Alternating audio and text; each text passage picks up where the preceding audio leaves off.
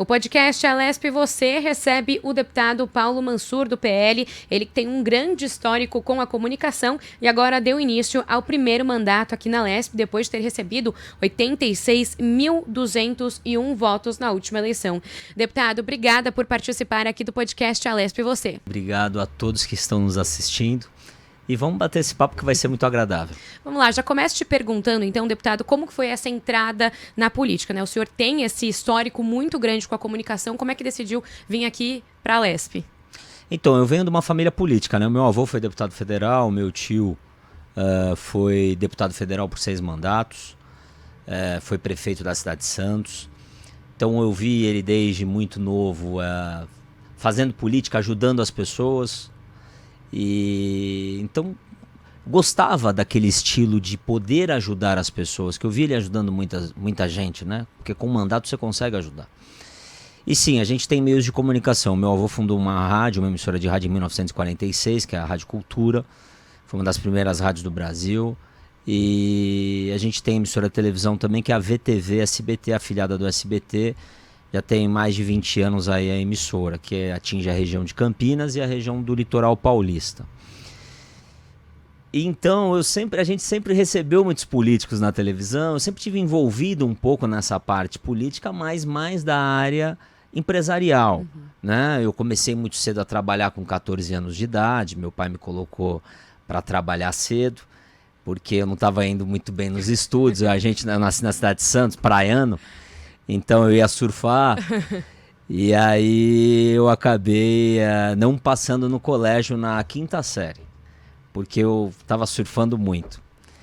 E aí meu pai falou, você vai ter que pagar o teu estudo para mim, que você repetiu o colégio. Aí eu comecei a trabalhar e aí comecei a gostar do trabalho. E aí minha vida foi seguindo assim, desse lado do trabalho empresarial. E aí a política foi vindo ao longo do tempo depois que eu fiz o meu programa de ajudar as pessoas. Mas aí é um outro assunto. Bom, e você conseguiu então unir essa parte, né, de comunicação e de política e continua ainda com as atividades de apresentador, né, também. Como é que concilia essas duas atividades parlamentares e de apresentador? Então, o programa A Voz da População, ele tem há 10 anos. Já vai fazer 11 anos. E ele começou em homenagem ao meu avô, porque o meu avô, em 1946, ele fundou um programa que chamava Voz do Povo no rádio. E as pessoas iam no estúdio, pediam o que elas queriam nesse estúdio e saíam do estúdio. Então elas pediam o quê? Elas pediam ajuda. Né? Então era um programa de solidariedade. E aí eu resolvi fazer esse programa A Voz da População, fazendo solidariedade, ajudando as pessoas. E aí o programa acabou sendo só solidário naquele momento. Então era uma vez por semana na rádio e a gente ajudava as pessoas. E aí o programa foi tomando força, acabou indo para a televisão. E aí ele é de segunda a sexta-feira, meio-dia a meio-dia e meia na televisão, no SBT. E aí ele se tornou um programa hoje mais policial. A gente fala mais de matérias policiais, mais do crime. Tenta resolver problemas com mandato também, que é muito importante. E então a minha vida foi se transformando, né? E o programa também foi se transformando. E é importante falar que eu já fui candidato. Não foi a minha primeira eleição. Fui candidato a vereador em Campinas. Acabei perdendo a eleição por pouco voto.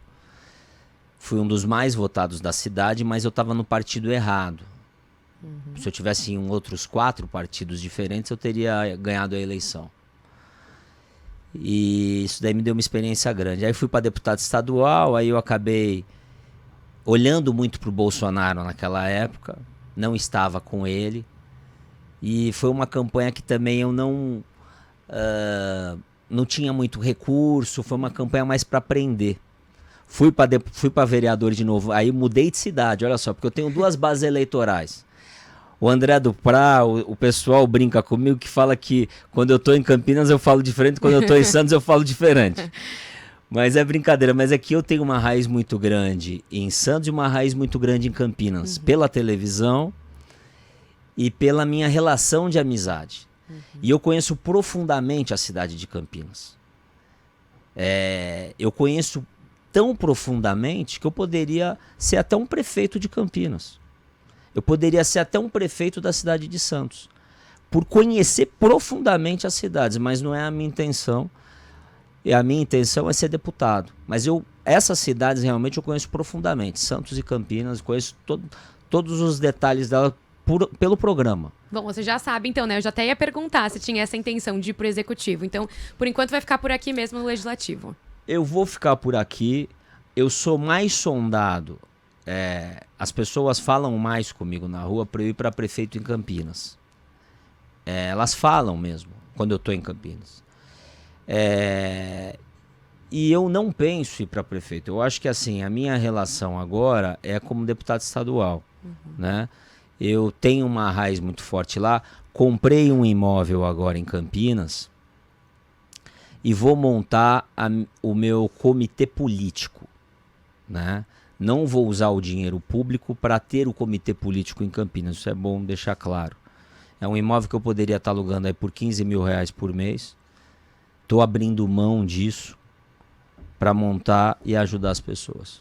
Bom, então já que o senhor trouxe essa parte, né, de conhecer muito bem essas duas cidades, pensando aqui já na sua atuação como deputado, quais que são as maiores dificuldades lá da região de Campinas e depois da região de Santos? O que o senhor conseguiria trazer aqui para a Lesp para começar já a conversar, a debater os assuntos ali da população dessas duas cidades?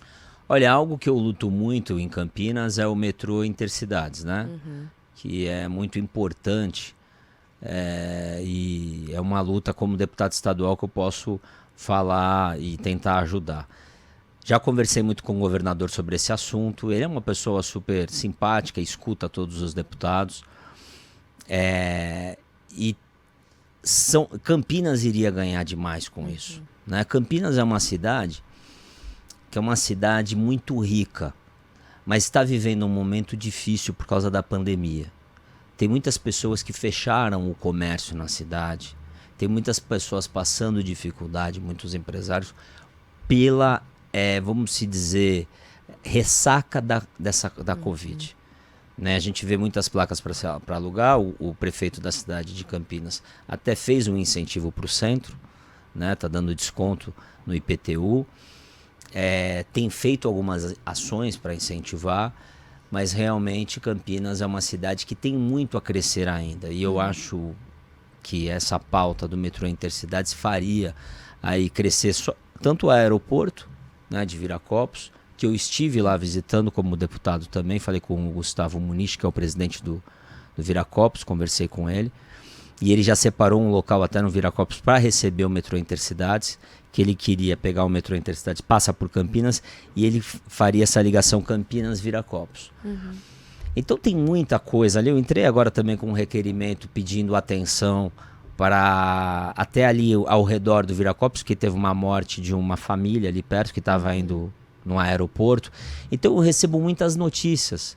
A gente recebe muitas demandas no programa. E essas demandas eu acabo levando para os secretários.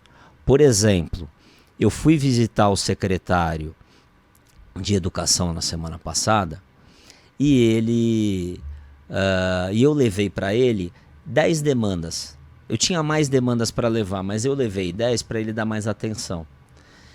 Essas demandas são da ponta, não são do prefeito. Porque quando o prefeito senta com o secretário, o que ele vai pedir para o secretário?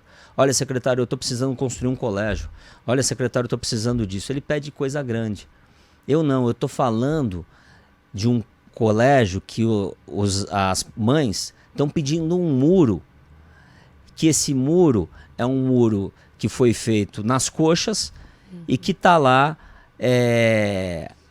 há mais de 8 anos, o colégio sem muro num local do colégio. Então, e o secretário não sabe disso, porque também o prefeito daquela cidade, que é de Peruíbe, que eu recebi essa demanda, não leva isso para o secretário. Tem até vergonha de levar isso para o secretário. Então são coisas que a gente recebe, por exemplo, reclamação de Jaú, de Ribeirão, de Campinas, da própria cidade de Santos, do Guarujá, por exemplo, uma mãe que tem um filho com deficiência física, queria que o filho ficasse menos tempo na sala de aula. E ela não está conseguindo, né? Porque ela tem que buscar ele tal horário e pegar ele tal horário. E está na lei, ela pode. Ela veio reclamar comigo, eu levei essa reclamação para o secretário de Educação. Então são reclamações da ponta, que eu estou buscando através da televisão e levando para o secretário. Bom, então, deputado, agora aqui nesses 4 anos na Alesp, qual que o senhor pretende aí, qual bandeira o senhor pretende levar mais como prioridade, né? Porque o senhor comentou sobre educação, saúde, mas qual deve ser a prioridade?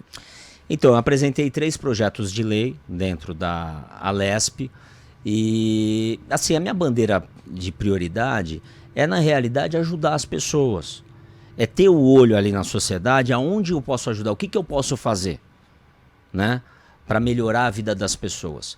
Então, e ser justo, que eu acho que essa palavra justiça é a melhor palavra que tem. Então, apresentei o projeto de lei, por exemplo, do trans, para o trans não competir com mulher nos jogos estaduais. E isso daí serve de exemplo para os municípios, né? Então, os jogos municipais, eu não vejo razão, e nem os estaduais, de um homem, de um transexual competir com uma mulher, certo? Apresentei um projeto de lei para ter um monitoramento nas pessoas que cometem crimes sexuais, como o pedófilo, a pessoa que comete um estupro, ele tem uma pena de 30 anos, por exemplo, e ele sai em 15 anos por bom comportamento. Os outros 15 anos ele é monitorado com uma tornozeleira eletrônica. E aí, eu ouvi de alguns deputados, mas isso tem um custo para o Estado. Aí, o governador, agora, acabou, há pouco tempo, não sancionando um projeto, mas ele acabou fazendo uma resolução, vou até ler aqui, né, de um projeto no dia 28 de abril, que foi publicado no Diário Oficial, com essa resolução assinada pela Secretaria de Segurança Pública, a Secretaria de Administração Penitenciária, determina que os juízes responsáveis pelas audiências de custódia, né, da capital terão disposição de tornozeleiras eletrônicas, né, para monitoração eletrônica dos infratores que forem soltos após a realização das audiências. E no caso, é aquelas pessoas que cometem violência doméstica.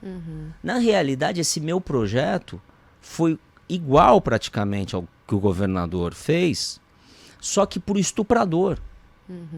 Para a pessoa que comete o crime da pedofilia, que é aquele homem que tira o órgão sexual dele para uma criança de 4 anos. Para esse doente que não pode voltar para a nossa sociedade. É esse monitoramento que eu quero, porque na realidade eu sou a favor da castração química, que já existe em diversos países no mundo, que você dá uma injeção de hormônio na pessoa durante 6 meses, uma por mês, e a pessoa para de ter libido. Esse é o correto. Já que não temos isso no Brasil, eu apresentei esse projeto para o nosso estado de São Paulo. Porque a maioria dos estupradores, eles estupram, vão presos, saem e estupram de novo. Então, é viável. O governador acabou de me dar uma resposta, por exemplo, com esse projeto que ele colocou, que é viável o que eu quero. E assim como também eu escutei muita graça, Nina, dentro da Assembleia, quando eu coloquei um projeto de lei colocando um policial militar em cada escola do estado de São Paulo, que vire lei isso. Porque quando eu estudei no meu colégio privado, tinha um policial militar na porta do meu colégio. Porque o meu colégio pagava. Só que o colégio público não tem essa possibilidade. Vai ficar passando ronda escolar? Na ronda escolar passou, já foi para outro colégio. Tem que ter um policial ali na porta. E se ele for aposentado, melhor ainda, que aí a gente ajuda o aposentado e ele já tem experiência, até para uma criança que esteja engasgando, até para várias coisas que estejam acontecendo ali. Então esse crime da Beth fez eu recordar que eu tinha um policial dentro na porta da escola onde eu estudei, e eu fiz o projeto, e o Tarcísio está apresentando também, e eu escutei gracinha do que não vai ter dinheiro. E o Tarcísio mesmo está apresentando. Ou seja, as coisas que eu estou fazendo antecipadamente, o próprio governador está apresentando agora no futuro. Eu estou ficando até feliz com isso. O senhor faz parte da comissão de habitação, uma nova comissão aqui na casa, que pretende ser discutido, o que o senhor acredita que vai ser discutido, vai ser colocado em pauta, porque a gente teve no começo do ano, né, uma questão de habitação muito forte, muito importante aqui com os deslizamentos. Então, qual a expectativa para esse novo colegiado? Então, eu vejo que a habitação é um tema importantíssimo no Brasil e dentro do nosso estado de São Paulo. Eu defendo a construção pré-moldal, que é uma construção rápida, que o governador está fazendo, inclusive, no litoral norte, porque precisa de agilidade, vai entregar rápido, né? Em 160 dias ele já entrega as primeiras unidades, e aí depois eu acho que depois de 200 dias entrega outras. É um projeto de mais de 500 unidades. Ou seja, em 200 dias você vai entregar 500 unidades, já era para estar fazendo isso daí há muitos anos no Brasil. Lá na China, na Itália, você tem construções em 24 horas de 1.000 unidades. 1.000 unidades em 24 horas. Pergunta se esse prédio já caiu. Não. Eu já vi de perto essa construção. É uma parede que ela é colocada, ela já está pronta, claro, então eles fazem todo os encaixes, é como se fosse um Lego. Só que essa parede ela não tem incêndio, é uma parede anti-incêndio, é tudo muito legal, muito perfeito, tudo facilita. E o Brasil tem um déficit habitacional muito grande. E você tem ali, dentro desse déficit habitacional, você tem ali, 4.000 pessoas numa favela. Você consegue construir 4.000 casas em 200 dias no modo pré-moldal e tirar essas pessoas da favela. Não faz porque não quer. Mas existe a possibilidade. Agora, o senhor também faz parte da Comissão de Transportes e Comunicação, né? Uma área que o senhor tem bastante conhecimento. Então, o que gostaria que fosse debatido também nesse colegiado? O que o senhor acredita que aqui em São Paulo ainda precisa melhorar nesses temas? Olha, o transporte é um tema também importante por causa do metrô Intercidades, que o Tarcísio quer colocar em pauta aí. Ele quer ligar Santos, Baixada Santista com São Paulo, Campinas. São José dos Campos, quer ligar Jundiaí, enfim, diversas cidades. Você tem também os pedágios, que está sendo discutido, que o Tarcísio está querendo fazer parecido com a Europa e os Estados Unidos, que é cobrar por quilometragem, que é também algo excelente, né? E a gente leva problemas também e leva debates em cima das comissões. Isso que é importante falar, porque a gente pega da ponta. Por exemplo, a Baixada Santista, quem mora lá em Santos está insatisfeito com insatisfeito com a subida da serra, porque não tem a operação subida. A operação subida é boa para o paulista, mas é ruim para quem mora na Baixada. A pessoa que mora na Baixada Santista e ela vem curtir o final de semana em São Paulo, ela tem que descer pela Anchieta e pagar o mesmo preço de pedágio durante 4, 5 meses e também quando está sol. Porque quando está sol no final de semana, o litoral fica entupido e quando tem feriado também. Então, não é justo para o santista, para a pessoa lá da Baixada, descer pela Anchieta, onde tem trânsito, onde é mais perigoso, onde tem muito mais caminhão, onde tem muito mais pedágio, você pagar o mesmo preço de pedágio. Quando tem muito mais radar, né, você pagar o mesmo preço de pedágio. Então precisa se rever aquele negócio que eu falei, a justiça, né, o que é justo. Né, você não pode pagar o que você não recebe. Agora, a última comissão aqui, que o senhor é membro efetivo, né, que é de assuntos metropolitanos e municipais. Você é da região de Santos, tem a questão de Campinas. Então, nessa comissão, o senhor já falou do trem intercidades, também desse transporte de Santos. Essas mesmas questões também valem para esse colegiado? Região metropolitana, a gente fala para cidades em volta, né? Porque hoje as cidades, elas se comunicam. Porque se você tem Campinas com Mário Gatti, que é um hospital, que realmente ele é um hospital que tem mais recurso, mais organizado, você pega as outras cidades em volta e entope o Mário Gatti. Certo? Então, é por isso que é feito até a região metropolitana, para ter um assunto metropolitano a ser debatido, para ver os gargalos das cidades em volta, para aquela cidade que é a cidade mais rica não sofrer e ela não ficar uma cidade pobre, né? E assim ter um equilíbrio entre as cidades. Então é isso que é colocado na região metropolitana. Então eu acho que tem muitos assuntos para a gente conversar, que existem já várias regiões metropolitanas no estado de São Paulo, que é a região de Jundiaí, região de Piracicaba, região de Campinas, a própria Baixada Santista, a própria São Paulo, você tem a região metropolitana do estado, né, aqui de São Paulo. Então, são assuntos e temas que a gente precisa conversar para entender realmente o que a gente pode ajudar como parlamentar e conversar com o governador e também convocar as pessoas para a gente, as pessoas da ponta, para ver o problema. O que deveria ser feito? Às vezes, por exemplo, você tem lá uma região metropolitana com 7 cidades. E aí você tem por exemplo, vamos falar da Baixada Santista. Você tem Santos, São Vicente, Praia Grande, Guarujá, Cubatão, você tem as cidades ali em volta. E aí você pega a Santa Casa de Santos, que é uma cidade, que é um hospital que vive sempre cheio, e é um hospital até grande. Mas por quê? Porque São Vicente tem uma saúde ruim. Então, vamos fortalecer a saúde de São Vicente? Vamos fortalecer a saúde do Guarujá? Vamos deixar essas cidades com uma saúde muito boa, de excelência? E aí a gente vai conseguir resolver a saúde, de repente, dessa região metropolitana, né? Então, é preciso conversar, é preciso chegar no entendimento para ajudar as regiões metropolitanas. Bom, agora tem algumas outras questões aqui que o governador Tarcísio de Freitas tinha colocado como prioritário, que ele falou muito na campanha, que é de privatizações. Então, queria saber a opinião do senhor a respeito da privatização da Sabesp e também da CPTM. Então, a privatização, eu sempre defendi a privatização, né? A privatização, você tira uma cabine de emprego de um setor onde você tem corrupção, certo? Por que você tem corrupção? Porque se passam contratos grandes. Então, quando você indica alguém para uma diretoria, por exemplo, da Sabesp, essa pessoa que está ali naquele cargo, ela pode fazer negócio, entendeu? Então, é por isso que quando você privatiza, você tira a corrupção. Porque quando você privatiza, você dá para uma empresa privada administrar. E eles não vão querer fazer corrupção porque eles querem ter lucro, né? Então, como é do Estado e existe indicação política, você acaba tendo corrupção, sim.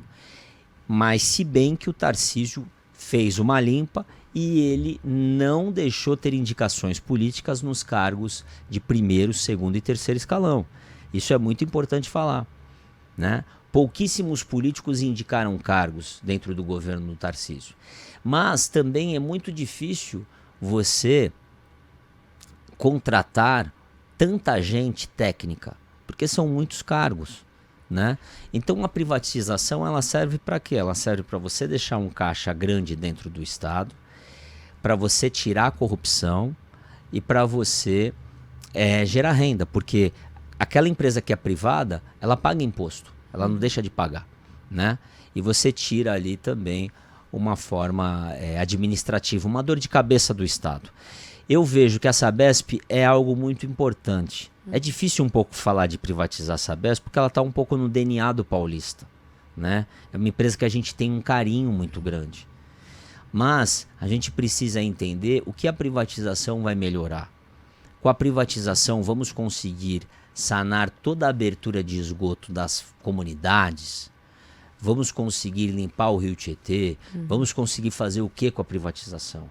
Quais são os prós, quais são os contras dessa privatização, né? Então eu acho que tem muito a ser debatido dentro da casa, né? Eu acho que se for para o bem da população paulista, temos que votar a favor, sim.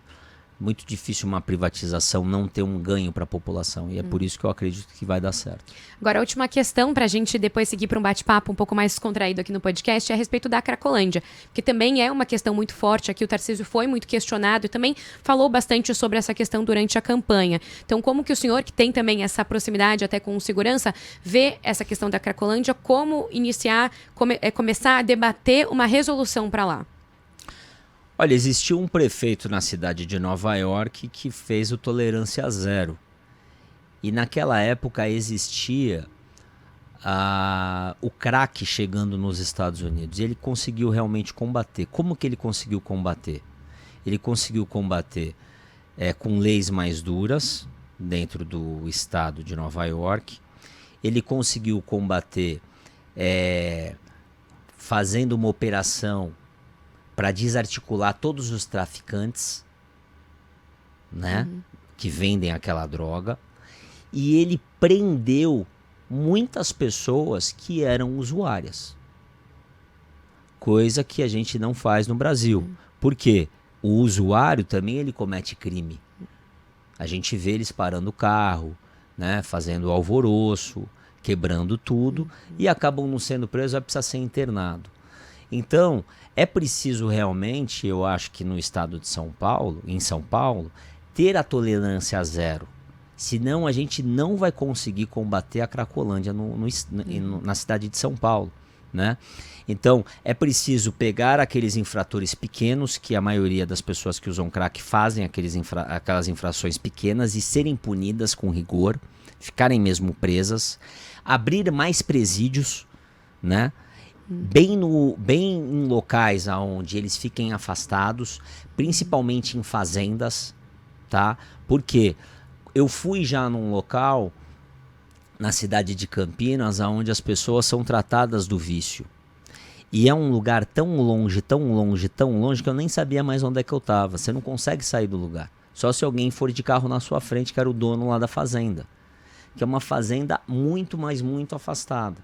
E é assim que deve ficar essas pessoas que usam a droga. Por quê? Porque elas vão estar perto de um local, de ambiente, de um ar puro, né? Perto de um meio ambiente agradável para a pessoa sair da droga, se alimentando direito, plantando, mexendo com mato, né, mexendo com essa outra parte mais natural, fazendo os passos, que eu acho que tem um negócio que são os 20 passos, né, para a pessoa sair da droga. Então eu acho que poderia ser um local onde a pessoa ficasse realmente presa, né, muito num lugar assim, para sair da droga, porque tá virando um caos. Se não tomar uma atitude correta, isso daí não vai acabar. E o Ricardo Salles, conversei muito com ele sobre esse assunto e é algo que ele quer implementar para São Paulo. O senhor tem essa proximidade até, né, com o governador. Acredita, como é que o senhor espera que vai ser esse diálogo aqui da Lespe com o executivo nesses próximos 4 anos? Que a gente também teve uma mudança aí bem grande, né, da política paulista. O que o senhor espera aí do Tarcísio? Então, o Tarcísio, ele não é um político. Vamos dizer que ele é uma pessoa muito mais técnica. E eu vejo que ele não é uma pessoa que ele gosta de fazer política. Ele gosta de fazer obra, ele gosta de estar preocupado com o que está acontecendo com o metrô, o que está acontecendo com aquela rodovia, o que eu posso economizar, o que eu posso privatizar. A cabeça dele está voltada para outras coisas. E é por isso que ele colocou o Kassab, que é um grande articulador político, para falar com os deputados, né? Então o Kassab e o Arthur, eles estão orquestrando um pouco mais essas ideias dos deputados, as demandas dos deputados. Porque como a gente recebe demandas da ponta, se de repente eu ligo para um secretário e ele não me atende, estou tendo dificuldade, a gente fala com o Kassab, fala com o Arthur Lima e eles fazem essa interlocução. Certo? Então eu vejo que o governador ele está um pouco afastado de fazer essa política, mas ele é uma pessoa que escuta. Se a gente for lá falar com ele, marcar uma reunião, a porta está aberta. Ele é uma pessoa que escuta, né? E eu acho que isso que é importante em quem governa. Às vezes a gente tem dificuldade de chegar em quem manda. Na minha empresa, por exemplo, a porta fica aberta. A gente é dono da empresa, mas fala com todos os funcionários. Por isso que a empresa tem mais de 20 anos. Porque é assim, quando você fecha a porta, quando o dono da empresa fecha a porta, os funcionários que estão abaixo, eles acabam não trabalhando com amor. Então eu vejo que o governador tem essa sensibilidade. Agora a gente tem olhando aqui para a composição da Lespe, né, tem as bancadas ali opostas muito fortes. O senhor acredita que tem essas pautas, né? O senhor até comentou aí uma proposição que não foi muito bem recebida por bancada de esquerda, mas o senhor acredita que nesses próximos 4 anos, pautas que são mais caras para o senhor, para o seu partido, elas vão andar aqui na Lespe ou vão ter um pouquinho mais de dificuldade? Eu acho que anda. É assim, o Bolsonaro teve aqui, né, no sábado. Isso. E até parabenizar a Assembleia Legislativa, né? Abrir esse espaço para o PL, foi muito bacana. Eu vi o sorriso da Rosana Navari nesse dia muito feliz. Ela é uma companheira lá de Santos, amiga nossa, e ela merecidamente recebeu aí da Michele Bolsonaro a presidência aí de São Paulo. Ela hoje é presidente do PL Mulher. E depois que teve toda essa gratificação, né, a gente foi para a sala do André do Prado, na presidência da Alesp, e fiquei do lado do Bolsonaro, ficamos conversando por 1 hora. Ali um bate-papo super agradável. E ele falou muito da direita, né? Falou, tá aí na cara de vocês, tá aí, né? Tá. Ele conseguiu, na realidade, por que a gente fala que o Bolsonaro é o grande líder da direita conservadora? Porque ele conseguiu mostrar uma direita que muitas pessoas não sabiam que existia. O que é essa direita? O que é ser conservador? É você pautar, como ele coloca, Deus, pátria, família. Você ter ideais familiares, você ter ideais espirituais, do jeito que ele fala, que é Deus, e você ter ideais da pátria, que é defender o quê? A economia do dinheiro público, que é você defender um secretário técnico que ele fez pela primeira vez na história do Brasil, nunca teve. Então são coisas que ele foi colocando em pauta e que agradou parte desta direita, que não existia. Existia o PT à esquerda, o PSDB que falava que era direita, e a gente acreditou que era direita a vida toda, e depois a gente viu que o PSDB ele era uma direita que andava também com traços da esquerda. E a direita que o Bolsonaro construiu, ela é uma direita mais isolada, vamos se dizer mais radical, que nem o PT, é uma esquerda mais radical, né? Então por isso que existem aqueles mais bolsonaristas, né? E os mais lulistas, vamos se dizer, né?